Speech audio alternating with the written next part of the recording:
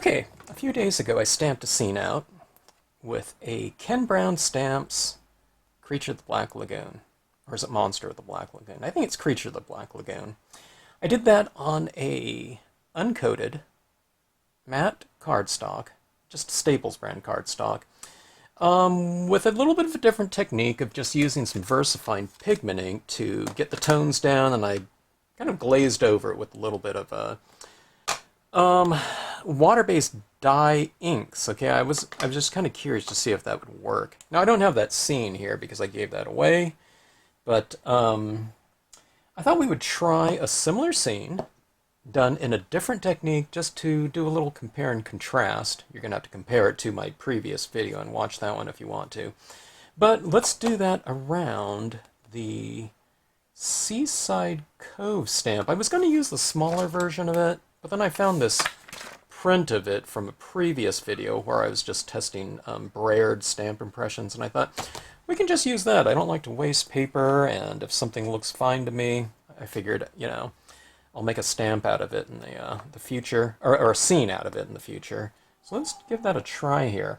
All right, now I've established this initial impression, okay? I'm going to stamp some other things over the top of it to make it more of a, to kind of change the sea type of thing, just more into kind of a body of water. It's going to be a little bit rougher than I would ever do it, but let's just say that, a storm's moving in or something like that, and it's getting a little bit choppy or something, okay?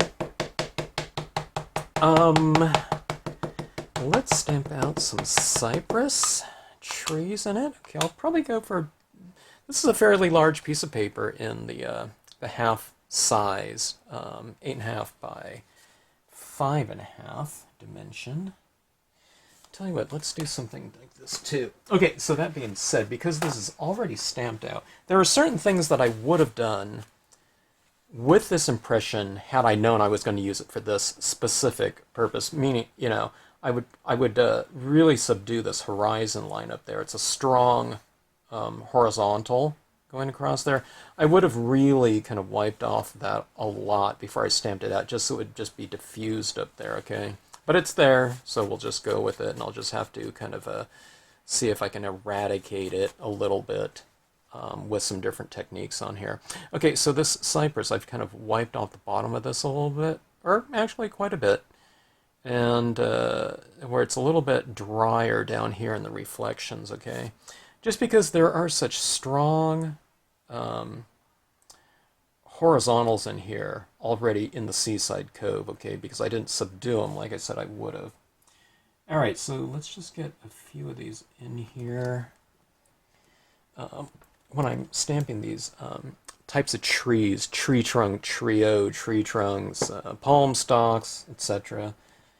Same thing with the cypress. I like to have them going off the top of the page up there. Now see where I get that strong horizontal line through that? See, that would have been in there had I kind of subdued all that and wiped it off before I made the impression. But no matter. I always tell people, it certainly comes into play how you compose your different elements down here. But if things don't merge in and look quite as seamless or blended in terms of different opacities of objects and whatnot as you're doing these, it matters in terms of kind of the amount of merging and blending through ink applications on the scene to get everything to kind of harmonize a little bit easier, but it's not that important. Like I said, that little line through there, see, I'm just going to color in that tree, that base of it, and that will, kind of eradicate that line. But if it wasn't there to begin with, then I wouldn't have to do that, But that being said, it doesn't change things from like a certain level of, difficulty, like hard to, easy or something like that. They're all kind of easy. It just takes, more time if something is inherently layered like that line. Okay, I'm just going to have to get rid of it. but it's not like a hard process. It's just gonna, I'll just have to be mindful of it a little bit more. And I'll show you what I mean when I get to it. Bottom line, just stamp everything out, and don't worry about things too much. It's like some people will say, oh my god, I got a little white space in between there. Not kind of experienced stampers, but sometimes when people first start doing scenic stamping, like that's not, it doesn't go for everything. If you have like a big open area and something, and you have a mountain running through it, and the mountain's supposed to be in the distance and some other object, but Stampscape stamps aren't really designed that way. There are some stamps out there that, that are a little bit different. They're open, as opposed to tonal like these ones. So, comes into play a little bit, but not as much as you would think by the time you start blending colors in there, okay? All right. So that whole speech I'm talking about, you'll see where that comes into play. Okay, so anyways, see, I've just kind of planted that on different, with the different heights on here, just to give it a little bit more variation. I try not to go too picket fence, like this. I'll,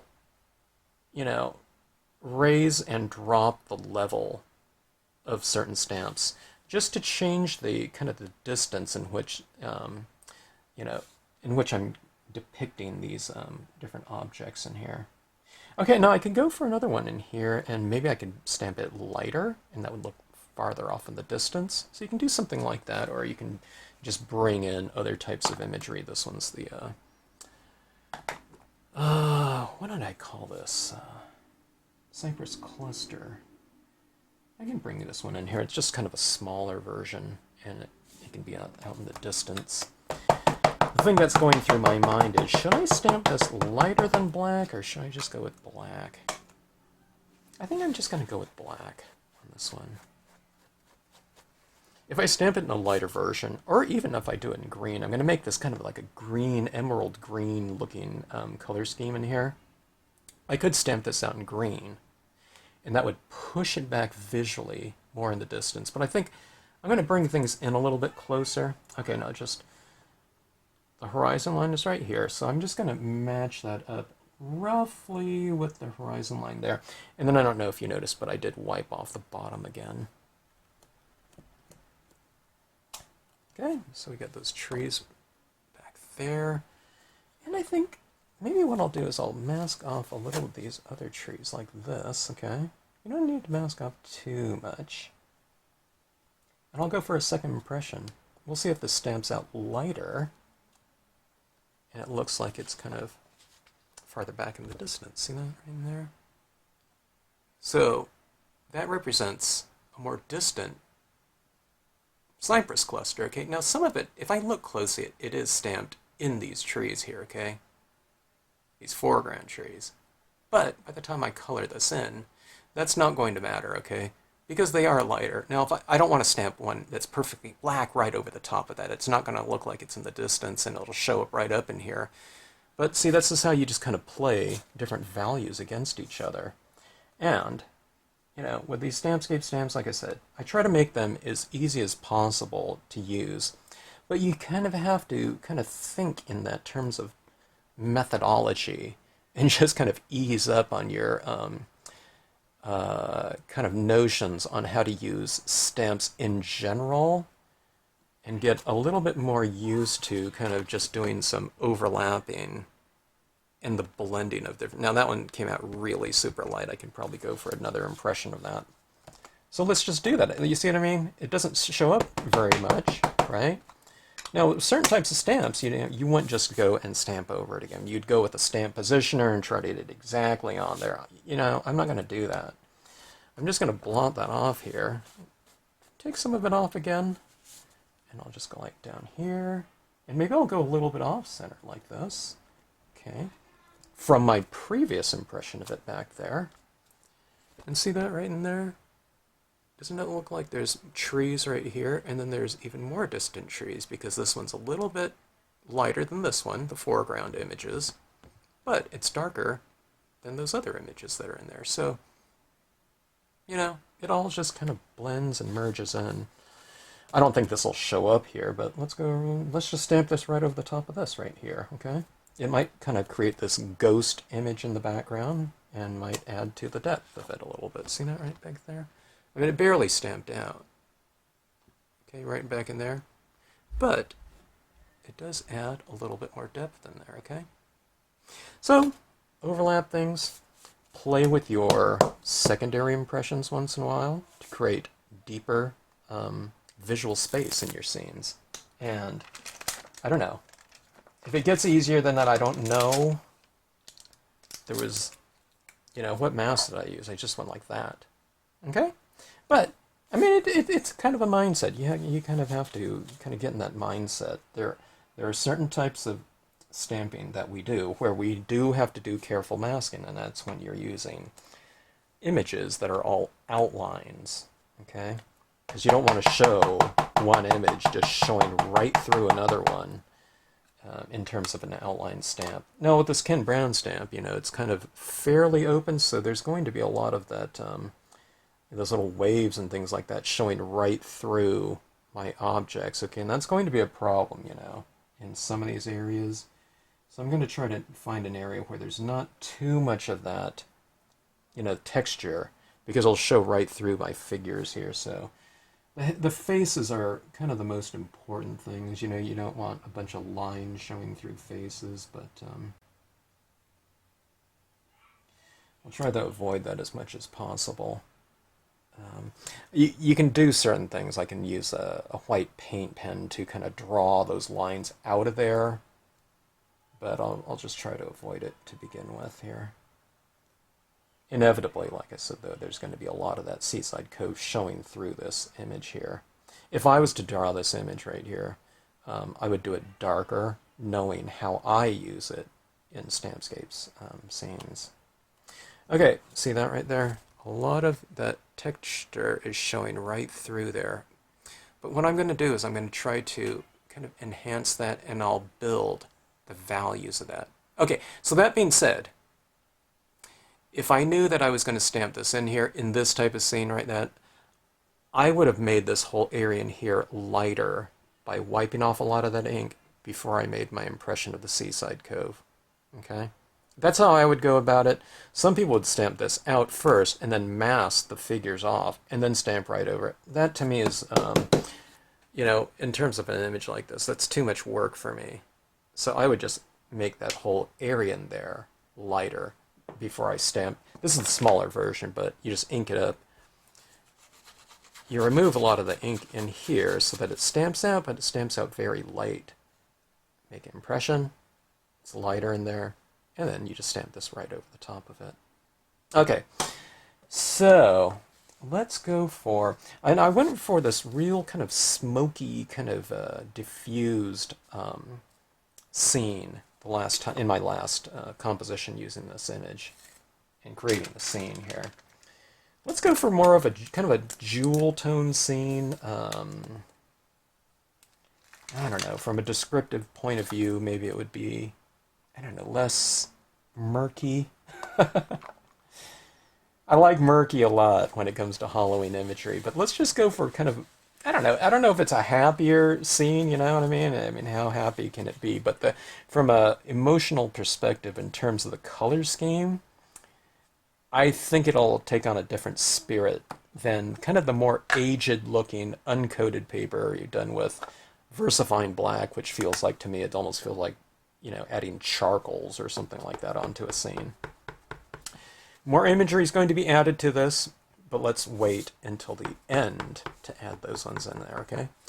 Let's just start off with some toning. Okay, can't be easier than a paper towel.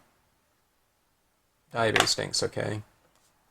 I'm just going to start blending this in. It's going to be kind of a darker scene. This is Memento bamboo leaves. I have the peeled paint here, distress, Basically, I'm just kind of going on with a kind of a dry brush. Maybe not exactly dry brush, but a little bit. Yeah, kind of a drier application of this ink here. After all, it's absorbed into the paper towel. It's kind of moist, okay? It's not super moist. Like now, it's really dry on here. I need to re-ink, okay? But what I'm doing here, okay, if you've watched my videos before, well, and if you're interested, watch the lighting scheme. Just type in, if you can't find it, just type in Stampscapes and then easy lighting, okay? Not lightning, but lighting, okay? And my video for it will come up, right up. This is the fairly, well, it's not real light green. It's kind of more of a medium tone green. Okay. But, see, I'm kind of leaving this a little bit lighter. This one right here I took kind of dark, but it's mostly darker, kind of on the perimeter. See, I'm kind of building up these tones. After you color in here, here's what makes it a little bit easier, a little bit richer, and a little bit kind of deeper in the saturations, okay? After you color something, what you do, we're used to coloring things and then kind of moving on to our next color. In most types of coloring methodologies, okay? But see, what I'm doing is after I even color it, I go more, and then if it gets darker using that existing color, then I just keep adding it. When it doesn't get any darker using that existing color, that's when I know to move on to my next color. But you're not also kind of coloring things, especially with your first color, but you're kind of lubricating the page. As I add this color in here, it's kind of sitting on the surface a little bit, and then it starts to seep and soak into the paper, okay? And when it starts to soak into paper, it goes into the pulp of the paper. And what that starts to do is it starts to moisten that pulp of the paper, and then as you add, you know, more and more colors into that, the pulp of the paper will start to become, you know, if you use enough color, you'll kind of move towards supersaturation, okay? It doesn't have to be that extent, but if you kind of moisten this paper like this with these first couple colors that you use, when you move into your darker colors, actually I'll use some lighter ones in here too, it really gets easier to blend your colors, especially the darker ones. The more you use your lighter ones, because the paper is getting kind of moister, and that pulp of the paper getting, you know, moister and more. So I wouldn't say saturated. I mean, it could, but it'll really come in handy in the overall color scheme. See that right there? I used a lighter tone, but can you see the difference between, see, I did the streak right across there, and that color down here is different than that color up there, right? So let me just keep doing that. So see, I just use a variety of tones. Now greens relate to yellow. You could use a yellow in here. I don't know if I'd use an orange. It would, you know, it'd make it different. Let me do this on halfway, and I'll show you the benefits of using multiple colors. Now, I would usually go from light to dark. I don't know why I didn't do this one first, but I don't know. It just comes to, you know, just switch your, you know, applicator pad there. Okay, see, can you see the difference between this side and this side? This side is using this lighter tone. Okay, so let's add that in here. So kind of the lighter colors, even though the darker ones are the ones that are kind of more visually prominent, the lighter tones are giving it that kind of overall jewel tone. See, look at these characters right here. They're really starting to stand out a little bit more, aren't they? And that's because they are lighter than the surrounding area before. Before they were the same value as the surrounding area, you know, and then we had all that texture and things like that.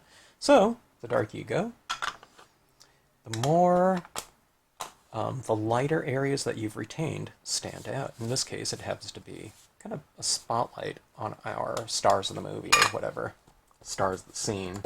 There's another tone like that. Let's add this in. Now, this one is also still lighter than the other colors, but this is one color that I always recommend to people from Marvy. You don't have to get too, these are Marvy colors right here. The first one was Memento. We had Distress Peeled Paint. Love them both. But if you want to go bright, it's hard to beat Marvy in terms of the brightness and saturation. Okay, so this one's using this light green right here. I'm going to put together, if I didn't already do it, kind of a suggested listing of Marvy inks.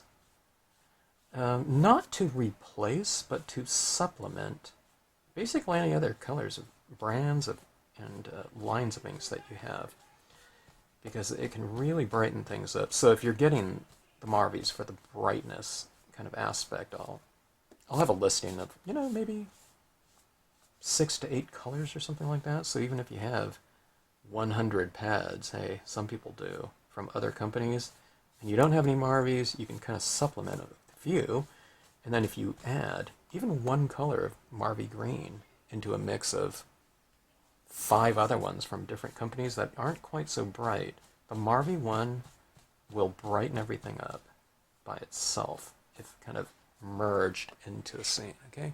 And that's where you're starting to get those kind of more jewel-toned kind of saturations. I'm not saying that that's impossible to get with other inks, okay? There's a lot of great inks out there. But just Marvy in general tend to be really bright colors.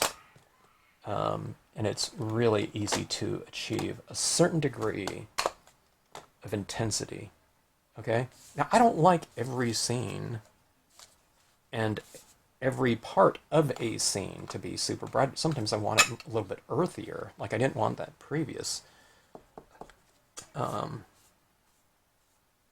Creature of the Black Lagoon scene to be real super bright, okay? I wanted it kind of more earthy and aged looking, okay? That's not what you want from super bright colors. You want it to be more aged and kind of muted and, like I said, earthy kind of in values, okay? All right, now this one's green. This one's pretty dark right here. It took it into quite a bit of a darker value here, so kind of be careful now about... See, I'm being careful about... I'm doing kind of this right here, okay, as opposed to taking it all the way across. And see, I'm utilizing the drier version of this now, too. The darker you go, and it depends how wet your pad is, too, don't re-ink quite as often, and take these colors in at a slower rate, okay? If you're using a super dark, wet, you know, ink on your ink applicator, it's going to leave a mark, a much stronger mark, right? So when I move into these darker ones, from a technique standpoint, methodology standpoint, I stay with the drier version of the darker colors longer before I re-ink. That's because that's what color I'm using right there. After I've kind of wiped it on here for a bit, you know, I just keep using it. And when you do it like that, a lot of people, they want to rush things, okay? And, you know, I kind of get it. There's that certain type of notion, but I'm just telling you, color application, color blending, and things like that, unless you really, until you really get a hang of it, but I still do it this way. I take it slower. See, now this is you know, another re-inking of it. That pad is very, very juicy and wet, apparently. Okay? But when you do it like this, it'll save you a lot of time because you're not having to kind of blend in a mishap. Okay? It just doesn't happen. So I can go like this with this tone, right? There's barely anything coming off of it, but that gives me a lot of control. I can just wipe it down like this 10 times, and it gets me the exact value that I want right there. That's easier to do it in terms of control than getting it in one stroke, because that one stroke has to be really, you know, true and assured and, you know, exacting, you know, which is like calligraphy or something like that. But don't make it calligraphy, just make it kind of more of a dry brush kind of sensibility in terms of the amount of ink you use. That makes it easier for me. You know, I love calligraphy and I love watercolors and spontaneity and things like that, but I don't know, just in terms of control, this is a lot easier.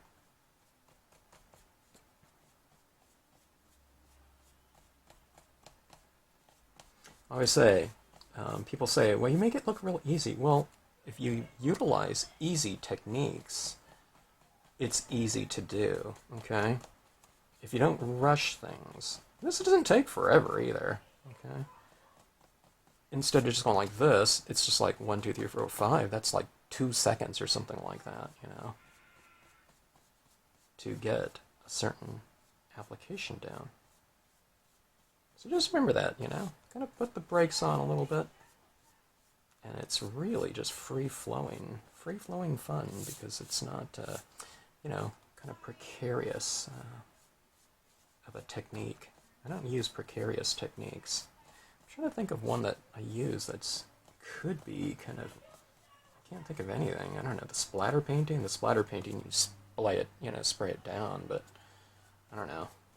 I just do like one bristle at a time too. Color applications, I just go a little bit darker each time. In this one I went a little bit medium, then went back to the light. Okay. Part of teaching the stamps is kind of dispelling fear, if you don't get that. I'm kind of telling that to people that have, maybe just watched this video for the first time or something like that, or kind of those new to kind of more scenic stamping in general. I tend to think that's a harder technique. Well, it's not a harder technique, it's just a different one that utilizes kind of easier types of processes and more, it's kind of more free form, you know. Instead of staying within a certain area or object in terms of coloring, you're just kind of coloring all over the place. Not all the time, you know, you might do, something where the grass is green, the cabin's brown, the sky's blue, you know. The tree is brown and green or something like that. You can certainly do that too in scenic stamping. This one right here, it's kind of more of a, I don't know, a toning exercise or something like that, where you're just kind of blending in similar tones like that. Okay, I'm going for this more jewel tone type of process right here, or overall look. Can you see that kind of glow starting to happen here? And that's kind of created by this process in which you utilize analogous colors. Okay, now I have a whole video kind of dedicated to this. It's called, what do I call it? Creating color, or color glows and how to achieve them, okay? So if I were to look at a color wheel, it would go like this. It would go, kind of yellow, lime green, neutral green, then you'd kind of move into the blue greens over here.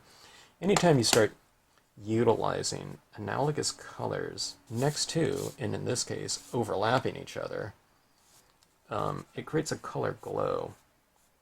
Okay, but I'm also kind of really pushing that color glow type of concept with differing values, okay?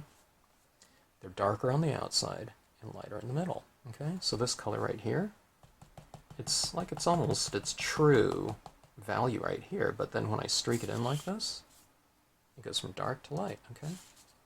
It's dark, light, dark, light, dark, light. And then I'll flip it around.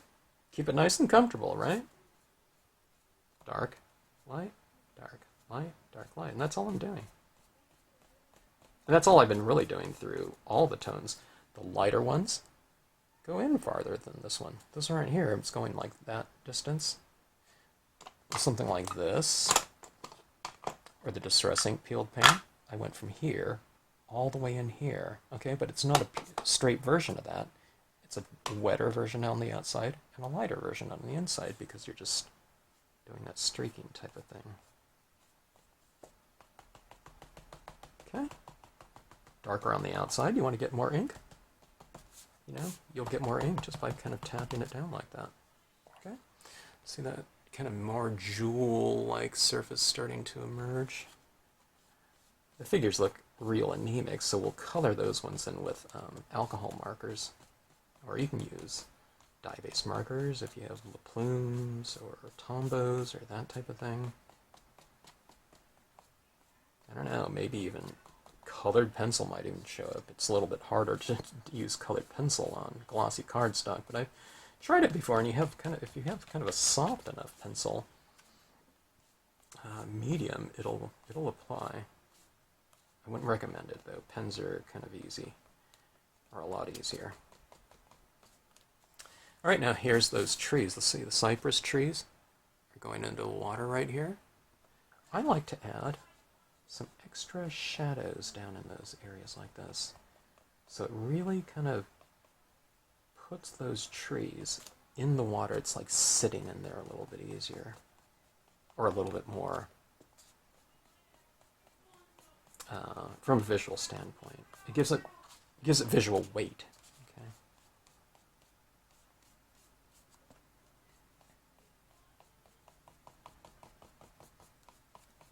I like to create a strong vignette around my pieces, you know, really dark on the outside.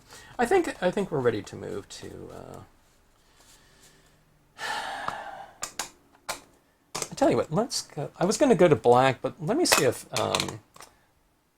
Prussian blue will show up on here. I don't know if it will.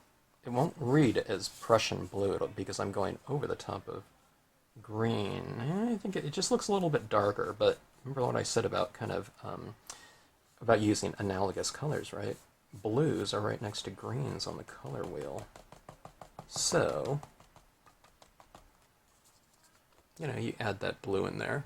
It just looks like a darker green, but look at that kind of saturation. Blue, the Prussian blue happens to be a really dark color. It's one of the darker hues available out there in any color at all. So, you know, if you're doing a violet tone scene, a red one, whatever, if you want real dark edges, and if you want to go with something, you know, as a intermediate color, you know, before black, then Prussian blue is a pretty good one to go with. Okay. Kind of creating a heavier canopy up here. I think some overhanging tree limbs would look good in there. Okay.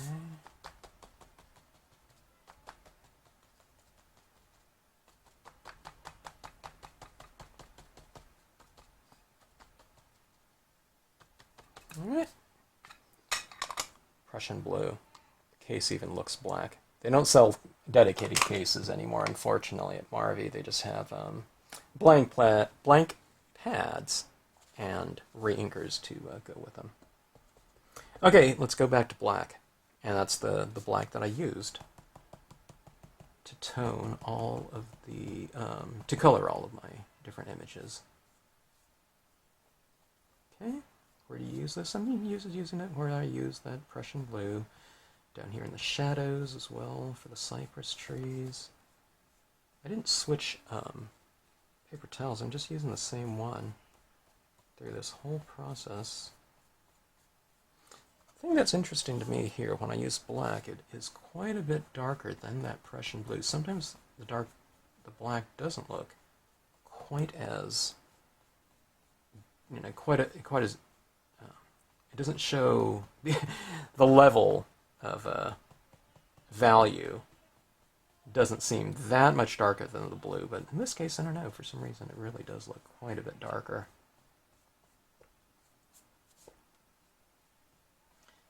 Okay, going up into the cypress trees, this is where I start kind of eradicating or trying to eradicate some of that line, that horizon line from the Seaside Cove that we could, you know, was very visible. You go into black right here, and you know, you cut down the contrast between that that line and the background. Okay.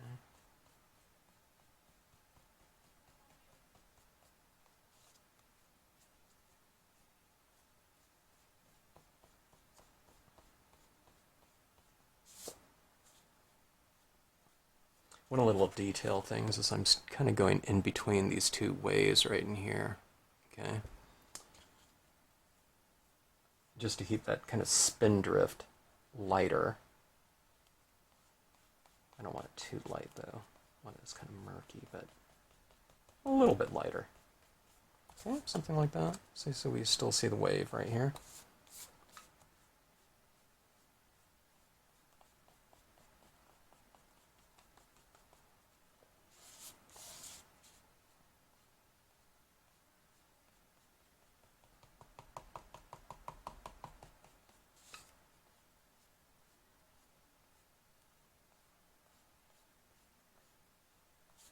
don't think I have too many kind of those, famous monsters of filmland types of images. I don't know if I have like a Dracula or Frankenstein.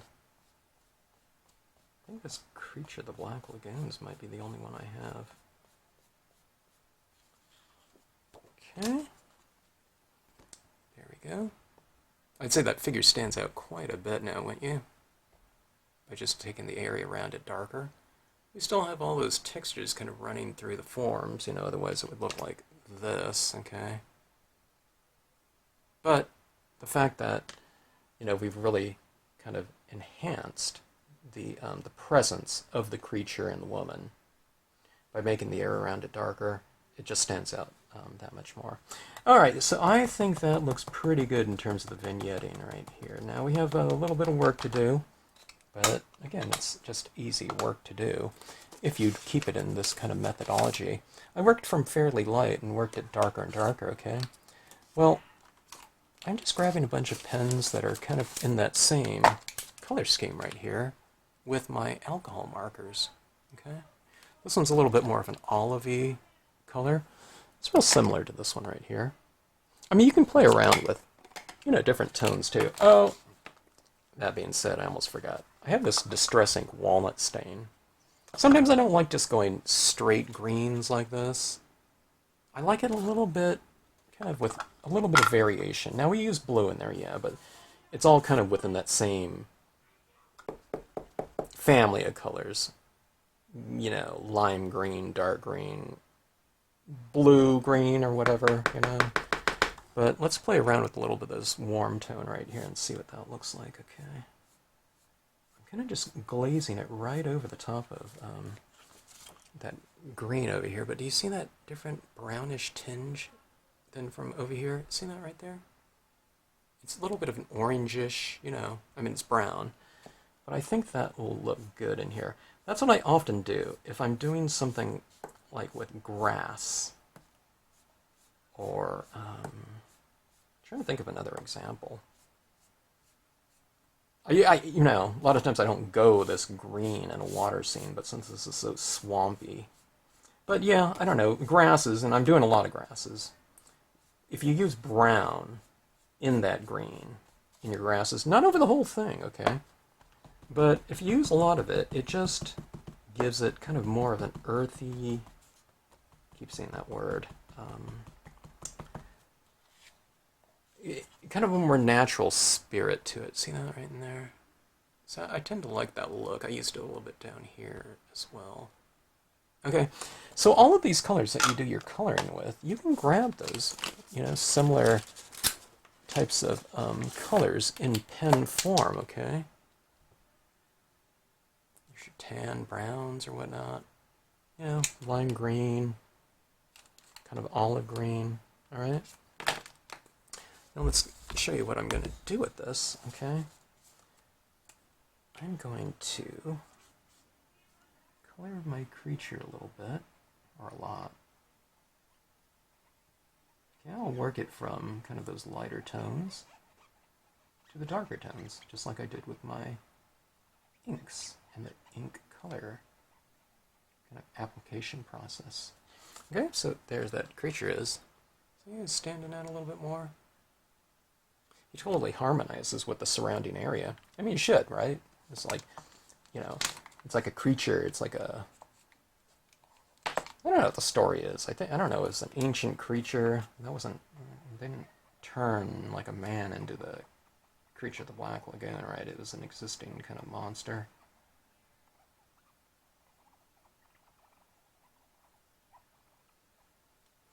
Okay, now this is a lighter green. I'm just kind of blending in that other one. This one's another kind of light green, but kind of less, kind of lime greenish. Okay. Oh, here I almost forgot. Let's bring some of this into the shadows of the Seaside Cove. Okay, you can get into those little striations and shadow areas, nooks, anytime. And you're saying, well, where's that? Well, just on the image. There's darker areas right on the image, like underneath the cresting waves and whatnot. So I'm just kind of going in there Let me get a darker one so you can see a little bit easier. Like right underneath these waves, there's a darker area because I've drawn it in there in the design. So you're just kind of reiterating that with some additional pens, okay? If I didn't have pens, I don't know, I might use a Q-tip with some ink on it, and you can use that as a little brush.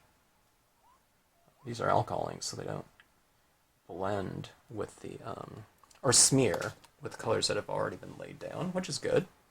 But what I do is I just go back, I add some of those darker tones, and then I go back in with a lighter green, and I just blend that out to kind of make it a little bit more kind of natural. So I go light, dark, and then light again, usually. Now this is on glossy cardstock, so if I want some things to kind of, oh, I made it a little bit too dark or something like that, you just go in with your blender pen and just kind of blend it right out. Or the ink actually feels like it's kind of lifting from that place that you laid it down. It's not going to lift the dye-based inks, but it'll lift the, it'll put back into solution the alcohol inks that you've already laid down. All right, this one's a little bit of a brownish tinge, you know, kind of making one with the surrounding areas. So just like we did in the water, I'll add a little bit of this. Kind of gives it a little bit of a watercolor-y type of look. Okay, I don't know if you can see that, but see how that creature is not just a green, it's just this little camel or whatever, that's the color. I'm kind of debating on what color to do her. What color swimsuit should she be wearing? I don't know, should she be wearing a white swimsuit? Let's try to get in. I don't have like this color that's called like flesh, you know. But let's turn her kind of get her a little bit of a different color scheme. I don't want this pink, but I'm going to use it right here. Okay. That. Okay. And then what I'm going to go in, I'll go in with this apricot right here, and I'll just kind of blend that right over the pink.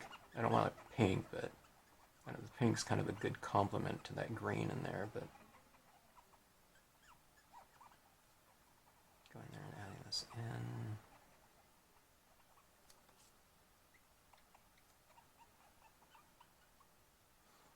Okay, and well, let's leave her swimsuit kind of, well, why don't we make it kind of a violet tinge? Okay, it'll be largely white, but I'll add a little bit of this violet to it. Kind of those purples and greens, you know, that color scheme, or color combination. It's kind of nice with the, to add a little bit of that in there to kind of, I wouldn't say harmonize, but kind of complement that green. I don't know.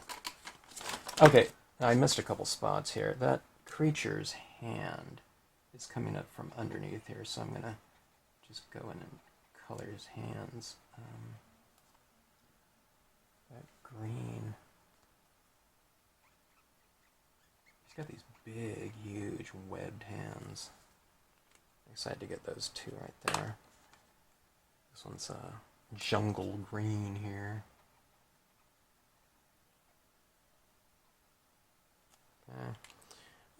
Yeah, let's see. Let's use a little bit of gray. These are La Plume permanents right here. You can certainly use your Copic markers or any type of brand you want. Get a little bit of gray underneath this creature's chin and on his torso. One of the things about using alcohol markers on glossy cardstock is that the ink kind of sits on the surface, so sometimes if you lay a color down and then you go back over it, you're kind of putting that color back into solution. So sometimes what you've laid down disappears. Now, it can work in your benefit, but sometimes if you want a color to kind of be more fixed and you want to go on over the top of it with another color, if you don't spray fix it, you might be kind of dissolving the colors that you've already laid down. Now, like I said, you can spray fix, and then those, you know, then you'll seal the colors off, and then you can go over, you know, a little bit easier without kind of influencing what you've already laid down to an extent. I don't know if that made sense. I go off on these tangents all the time, but okay, so if I want to put a green over the top of that gray that I just laid down, I'd spray seal it, and then I can put it over the top of that, and that gray will be unaffected. Okay. All right.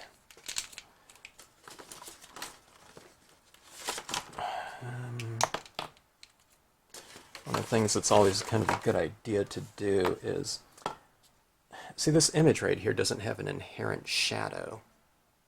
Okay. This is not focusing here. Okay, here we go. See, there's no shadow down here. Okay.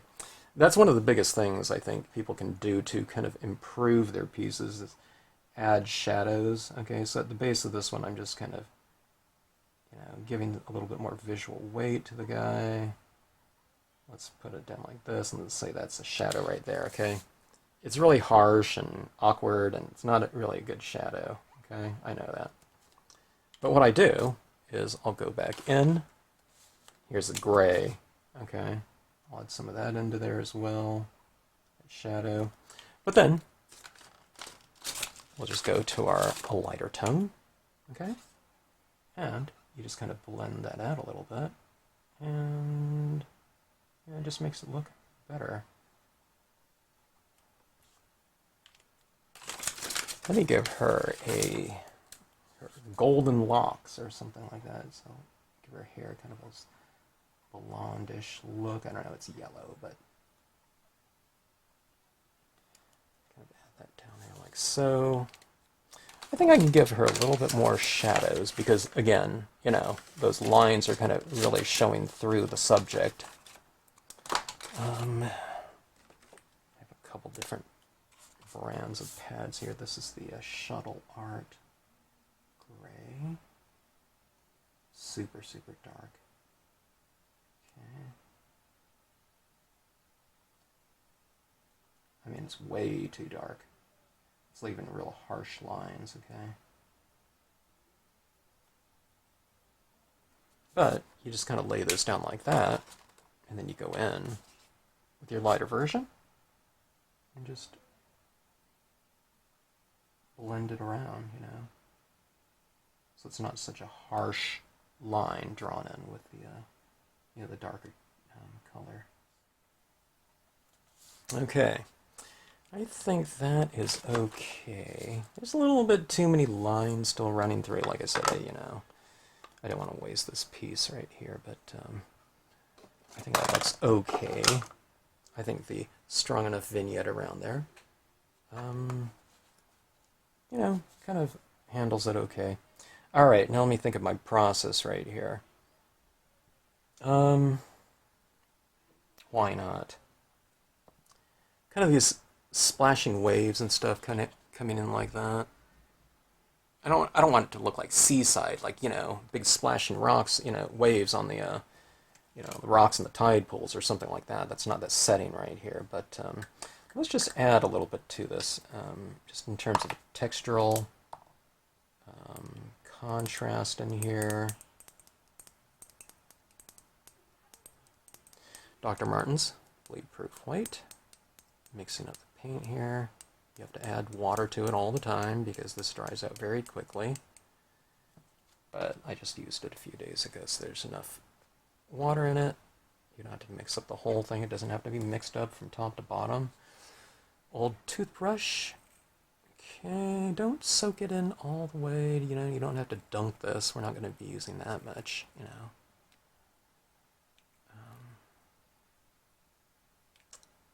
The scene got fairly dark, okay, so I'm not going to have too many kind of splashing waves down here, but let's take a look here, okay? A couple bristles at a time, and I'm just going, going right across this, but watch my thumb. See, it's like I'm barely kind of moving it.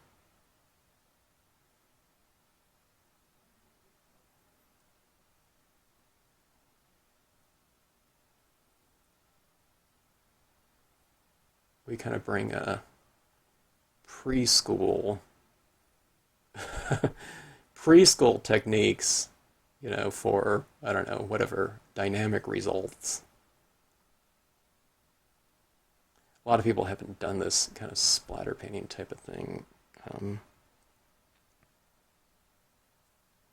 since their grade school time. I think that, I don't know, that's pretty much when I did it, I think, at one point in time. Alright, so see that kind of splashing, whatever. I mean, there's splashing all over the place. It wouldn't, be that dynamic of a splash, but I think it looks good from a visual, just, point of view. So, why not just go with it? Okay, cotton ball. Okay, this one's a very used cotton ball, so you just keep using it until you can't use it anymore. I've used it on a couple scenes, but white pigment ink. Okay.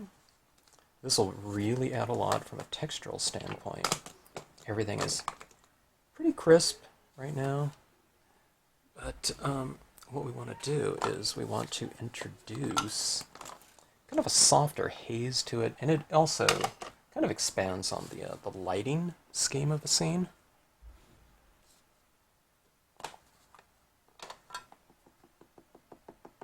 Add it where light meets dark, okay? Don't add it over here. It kind of wouldn't make sense. And if you can do that in a real subtle fashion, you're better at that than I am. Let me try something too. I've almost never done this before.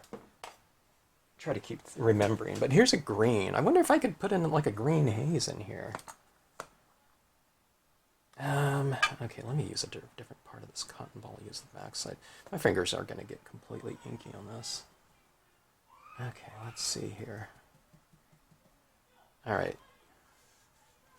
Now I don't expect this to show up too much, but maybe it'll show up in some of the darker areas, okay? So just kind of add it in certain areas. I think I'm doing this kind of with the expectation of seeing what I see when I use white pigment ink, so I'm going to have to play around with this a little bit, okay? Okay, so there it goes.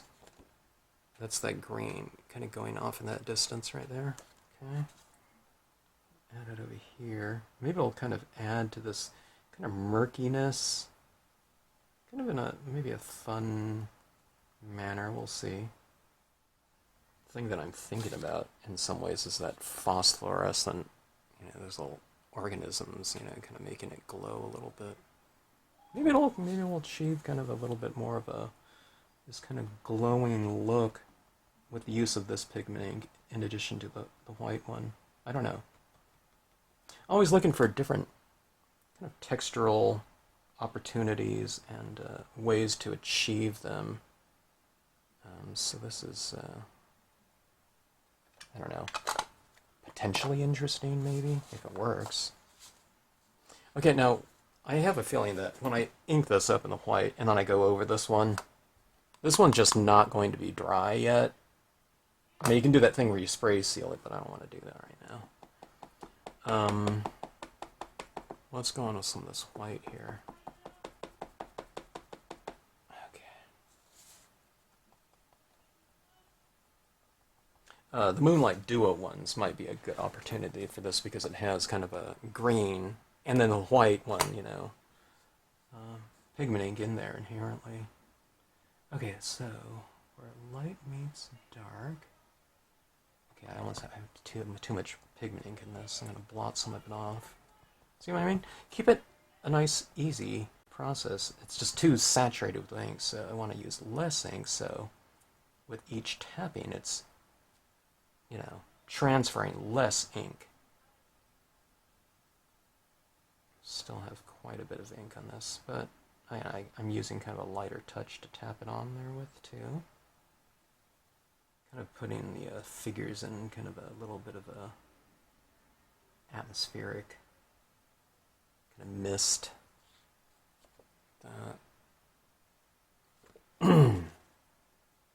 Really can't see the... this is getting so squishy, textured. Okay, let me see. Maybe that's a little better.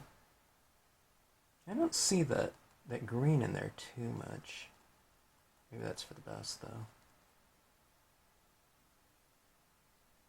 kind of want to deal in a little bit of subtleties, but I want it to stand out enough too, so. Okay. I think it's time for a new cotton ball. This one's getting kind of textured, lumpy. Okay, but anyways, I have these little...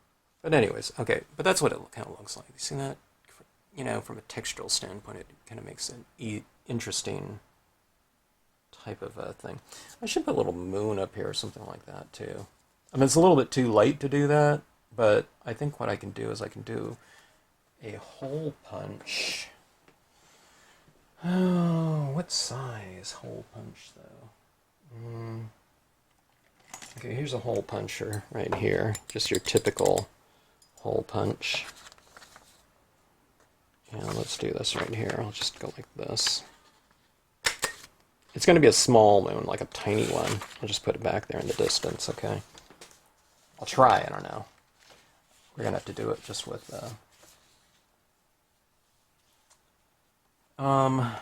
white pigment ink like this, okay?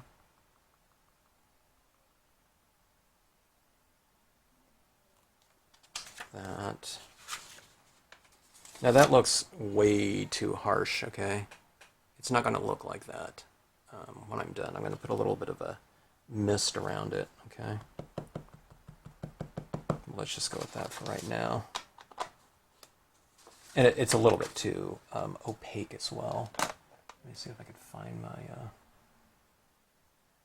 or a Q-tip like this, and we'll try to create a little bit of a mist around it. Okay, and to make it less kind of conspicuous, I don't know, it's not going to be less conspicuous, that's not the right, we just want to subdue it a little bit, okay? So put it like this. I want a real kind of hazy kind of moon or sphere or whatever like that. Okay. Still looks kind of weird, but I'm going to have overhangs in here that should kind of mellow that out a little bit. Okay, so there's that. Okay, there's that little mist, but okay, let's go back in the center of that one again. Okay, and then I'll try to get that a little bit lighter. Okay, so it's going to be something like that. So I just went and reapplied that ink right over the top of it, so you get a little bit of variation. It's kind of more crisp in the center and it's got that haze around the edge. I mean, you can spread that haze around too. It might be kind of interesting to have it a little more kind of hazy, you know, moving out like that or whatever. Kind of more irregular, if you would. Yeah, something like that. I don't know, I'm not going to fuss with it too much. Okay, so let's add in some additional foreground imagery and we should be good to go here. Alright, let's go with the Versafine. Versafine does not dry very quickly on glossy cardstock. I guess on some cardstocks, maybe, I don't know if it dries at all. If you find that to be the case, then just use kind of a good saturated impression with your dye-based ink, okay? Okay. There's some palm trees out there in the Everglades or whatever, wherever this is supposed to be. Costa Rica. Okay, so I'll put a big impression of this right here.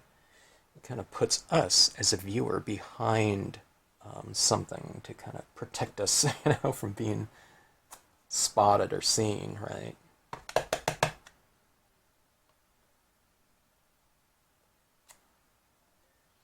See that right there, those big impressions like that.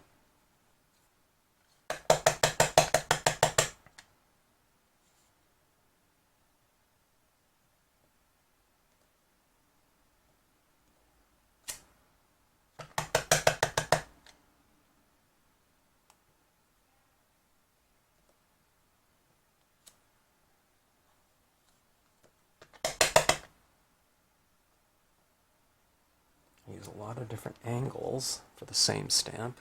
Okay.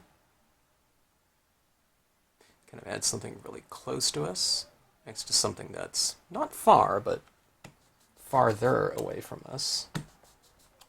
Okay, if you want to mix things up a little bit, foreground, let's go with some reeds down here.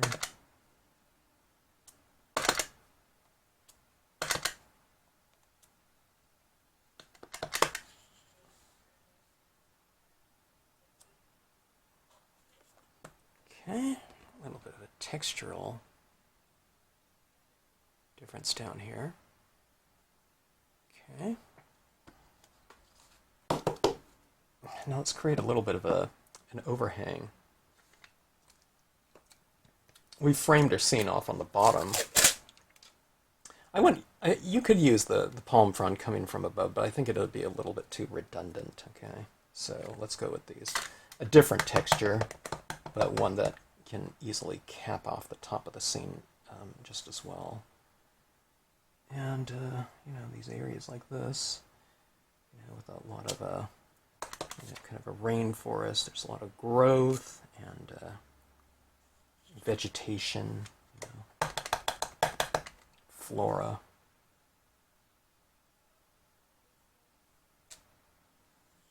Remember what I was talking about, in the beginning when you put your compositions together, and there's little things that might stand out, like, oh, I could have done this or that better. But the end result, if you're going to add in a bunch of different things and components and media over the top of it, textures, splatter painting, foreground, you don't have to be super careful. Okay, a lot of people, they'll put down one color and they'll think, oh my God, it doesn't look like this, because they laid down their first color and it's, looking choppy or something like that. You just stick with it and just keep developing it. Add in some textures, little things like that. Splatter painting. I can't tell you how much that can potentially add to a scene from a textural standpoint and add visual interest. White pigment ink, it's one of the last steps, things that I do in here. I can't tell you how many times that, to me, kind of saves a scene sometimes from kind of mediocrity to something that looks pretty good, I think, sometimes. And play around with things. I don't know, that's the first time I've done a moon like that. It doesn't look great, but I think that, it kind of adds a little something to a scene. This is a white paint pen right here. Look at my fingers like that.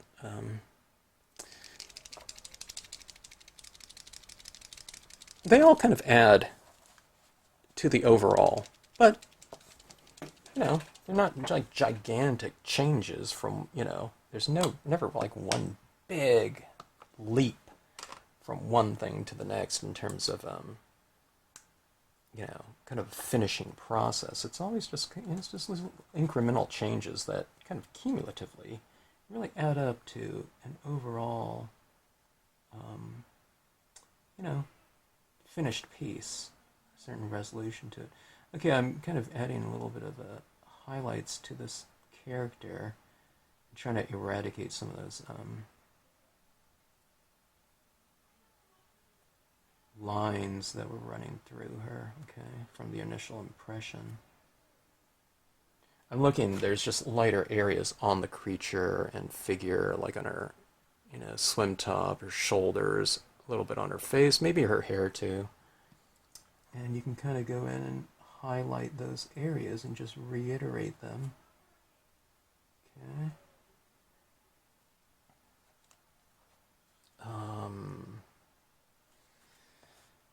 Let's see. Yeah, I have a... Now this one's the turquoise. Well, let me try the turquoise. This is a turquoise paint pen. Since we're using greens and yellows and things like that, then you can use this in here as well. Splashes down here in the water, highlights on creature. You kind of do it where it's a little bit of a darker tone than this green, this aqua or whatever, turquoise right here. Okay. I have to be careful around all these impressions. Maybe I should have done this first. Or, not first, but before I did those Versafine finishing, foreground touches. Because now I just have to kind of be careful I don't touch those, because it will take a little bit of time for it to dry. For me, overnight is sufficient. If I'm out in Arizona at a convention, it's going to dry like in a half an hour or something like that. It dries so fast out there.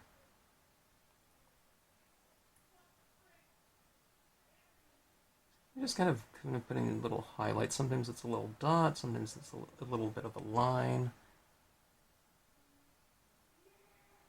on the creature. Sometimes what you can do is you can lay this color down, and then you can go back and color that dot if it's just too extreme. See, I'm just kind of trying to put a few highlights on them. It's a little bit too much in some areas, though. So I can color that dot, just with that pen again. This. And it'll get me sometimes the right shade of highlighting, okay? As that creature, its skin is green and whatnot, it probably wouldn't be, very lit, so you can go into an area and just add a little bit of white, and then if you don't like it, you just color that dot of white or whatever line or scribble that you just did with some additional alcohol marker, and it'll color that right on in.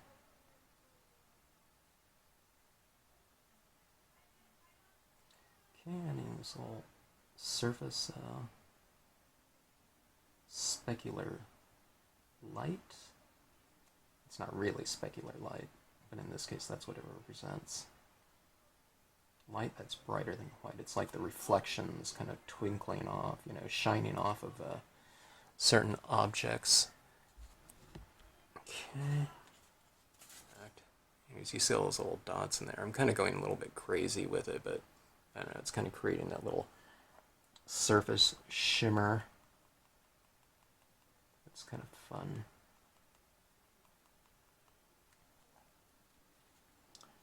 Okay, and you can put some on these.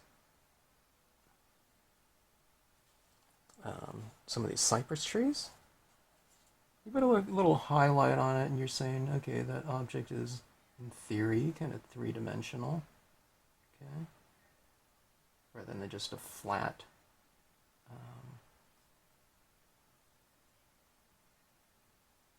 object. It's three-dimensional is where it has, dimension to it, where certain areas of it are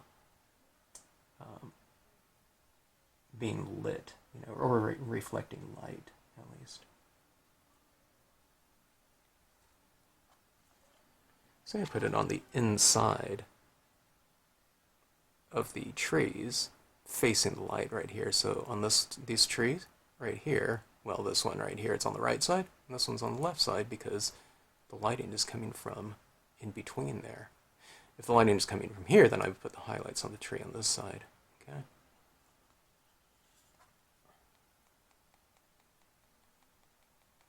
All right. Let's do those little things again. This is those little types of touches like this. That's really fun to do. They're all fun to do, but you do those little creatures in the shadows type of thing. Put little eyeballs, it's kind of like a little bit of a Scooby-Doo type of touch right here, but nevertheless pretty fun.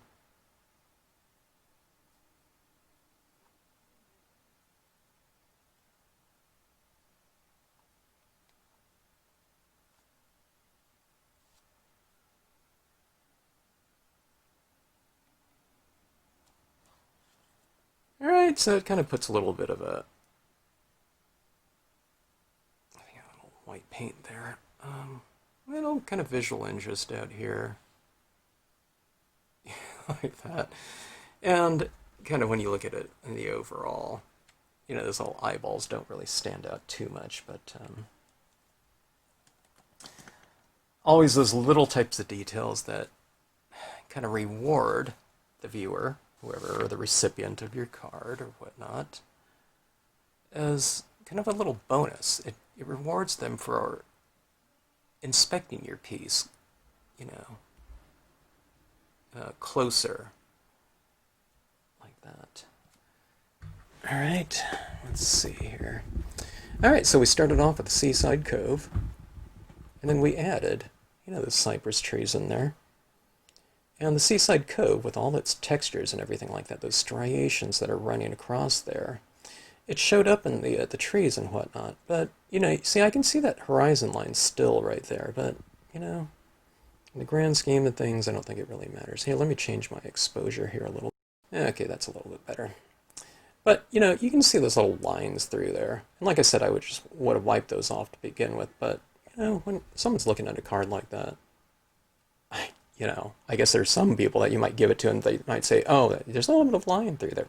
Who's going to say that, though? You know, I'm only kind of noticing it and picking it out because you know, that was one of the points I made about, you know, just kind of blending everything in, laying down your tones.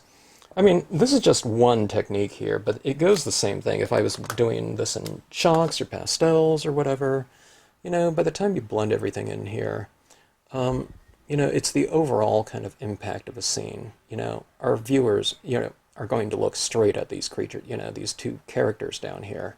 You know, so something that happens out here or here at whatever point in the process, does it really matter? You know, I don't think so. And then other things too. Let's say something happens in the water that I don't like, or something happens back there that I don't like, okay? You blend in all these different colors like that. And then when you add, if you add foreground like this, what happens? You take certain images and you put them in the foreground. Now suddenly they're the closest thing to you. But now, by doing that, you've pushed back whatever, you know, might have been a weaker area much farther back in the distance. Okay, that moon didn't look great, but I put these things right over here and right in the front here, so suddenly I have something really close to us, and that gets pushed back much kind of farther from a visual standpoint. So it becomes much more, you know, it becomes a much smaller kind of supporting character within the piece, especially for the fact that that leaf went right, you know, right over the front of it. So it just becomes a complementary piece, and it's not, you know, kind of distracting to me at all. So you just do those little types of things like that, little characters like that, kind of bring certain areas to life and whatnot. And this is, like I said, this is just kind of an overall type of concept. You know, you can do the same thing with other types of media and whatnot. You just keep layering whatever you want in there, and it just keeps building things up from a textural standpoint, from a lighting standpoint,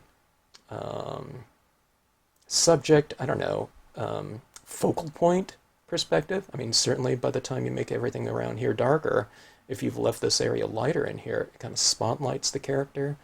So, I don't know, just visual prominence changes along the way. So, you know, I've taught people before where they've stamped something out and they've told me, like, oh, see that dot right there, that's bothering me. Or, you know, or something like that. So I know, you know, that exists out there, but, and let's say it was the first thing they stamped out and they haven't done anything else, no coloring or whatever. You know, I get it. But, you know, prominence of certain types of things like that, you know, in the end result become far less of a factor when you bring in all the different components and the methodology and techniques that you're going to use on there. So, that being said, stick with your scene and just let it build out and see what happens. Okay, so anyways, I hope you enjoyed the scene. If you have any questions, drop me a note in the comment section. And let's see if you have any comments or questions about particular things within the scene. Remember, just click on the Show More underneath each video, and it'll expand the description of the contents and the scene itself. Thanks for watching.